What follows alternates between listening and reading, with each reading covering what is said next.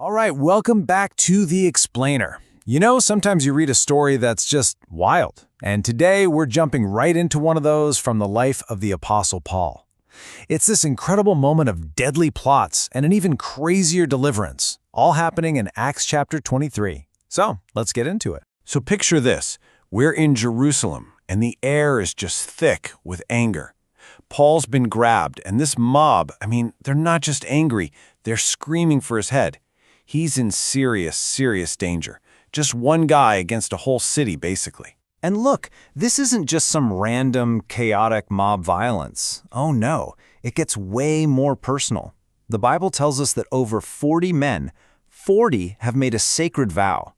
They've sworn an oath not to eat or drink anything until they've killed Paul. This is a calculated, cold-blooded conspiracy. So you gotta ask, right? How does one guy survive this?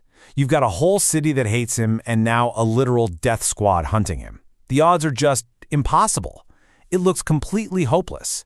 You'd think it would take a miracle. And that miracle? Well, it comes in a way that is just spectacular. This is where we get to see what we're calling God's overwhelming escort. It's the divine comeback to this deadly human plot. Okay, so the conspirators' plan was pretty straightforward and pretty nasty. They were going to get the Sanhedrin to ask for Paul to be transferred. And then, while he's on the way, ambush, kill him. It was a trap, plain and simple, designed to shut him up for good. But God had a different plan, a countermove. And it all unfolds because of this one little detail. Paul's nephew overhears the whole thing.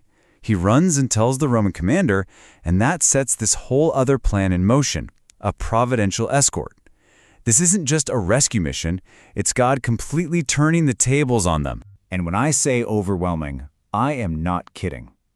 The Roman commander, this guy Claudius Lysias, he doesn't just send a couple of bodyguards. No, he puts together a force of 470 soldiers. 470 to protect one man. That is almost an entire Roman cohort. It's just an insane amount of protection. And this chart really drives the point home, doesn't it? You see that little bar? That's the 40 guys who swore to kill him. And then, look at the massive bar next to it. That's the 470-man protective detail. It just completely dwarfs them. This isn't even a fair fight. It's a statement, God's statement. That murderous plot, it never, ever stood a chance. And this wasn't just a random mob of soldiers either. It was a seriously well-thought-out force. You've got 200 regular soldiers for the heavy lifting, 200 spearmen who are more versatile, and then 70 horsemen to move fast. Every possible threat was covered. But here's the thing. The military muscle was only part one.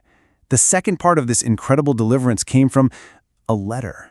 Right, so that massive military force got Paul out of immediate danger. But the next piece of the puzzle was a letter, written by that same commander, Claudius Lysias, to his boss, Governor Felix. Now, this is where it gets really interesting, and you can just see God's providence at work.